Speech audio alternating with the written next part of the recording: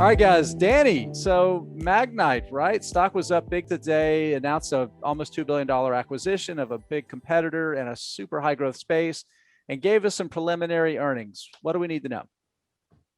Well, first of all, I want to say that, Magnite is a company that I have owned the stock for quite some time. It's a company that I actually bought back when the company was still named Telaria, which then got acquired by the Rubicon Group, which then changed its name to Magnite. So now, while we've had several name changes, we're only on the second acquisition. And Magnite is going to acquire SpotX. SpotX is a supply-side global video ad serving platform. And digital media owners use this programmatic software to access desktop, mobile, and connected devices. Now, just to be clear, this is a supply-side platform. Supply side is used by digital media owners, aka the publishers, to sell their available advertising space. So, if you're watching the 7 o'clock news and the 7 o'clock news has, 10 different commercial slots available, supply side makes sure that they get the advertising that goes in those slots. That is what Magnite does. And consequently, that is also what SpotX does.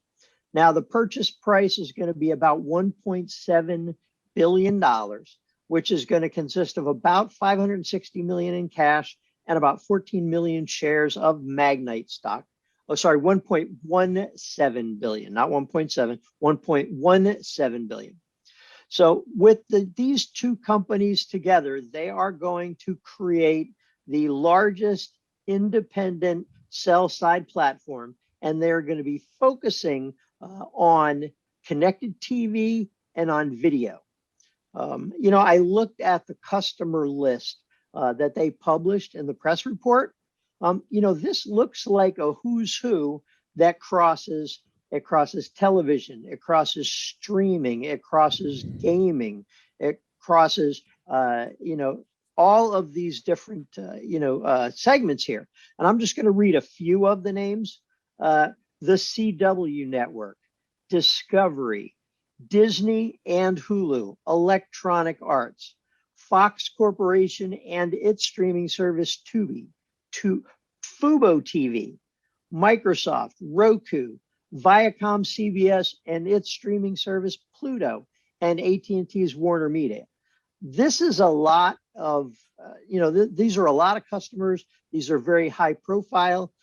The fact that, these companies are already putting their trust into either Magnite or SpotX, I think is a pretty good indicator of, the confidence that they have in this business. Now, I do want to mention, I have a particular concern about Magnite, which I will share in a moment. And I'm going to do that right after I list the preliminary results. Magnite reported revenue of 82 million, up 69% year over year. On a pro forma basis, it's up 20%. Now, remember those two numbers. I'll get back to them in a second. Net income of 5.8 million. And adjusted EBITDA of 29.9 million. Now, the market was expecting revenue of 74 million, so 82 million is a pretty sizable beat. And because of the way they do the shares, we won't know exactly what the earnings per share is. Right now, the market's expecting earnings per share of 13 cents. They report adjusted earnings per share. But I'll get to what my concern is now. If you go and read any of Magnite's press releases when they report earnings, there's a little note there that I think it's important for investors to know and understand. And that note says the year over year comparisons as reported reflect Rubicon Project only results from the prior year quarter. When these comparisons are referred to as pro forma, the Telaria results in the prior year period were added in order to provide additional detailed insights to the business performance. So now think about that. What they said was their revenue was up 69% year over year, just Rubicon, up 20% pro forma, Rubicon plus Telluria's results. So the way that they're doing that, gives me a little bit of concern. Again, I'm a Magnite shareholder, but I think investors should be watching because they're going to roll off of that Telluria acquisition here probably in another quarter. And then we're not going to get those two numbers anymore. We're just going to get one number. And that one number is not going to be the 69% number. It's going to be a lower number.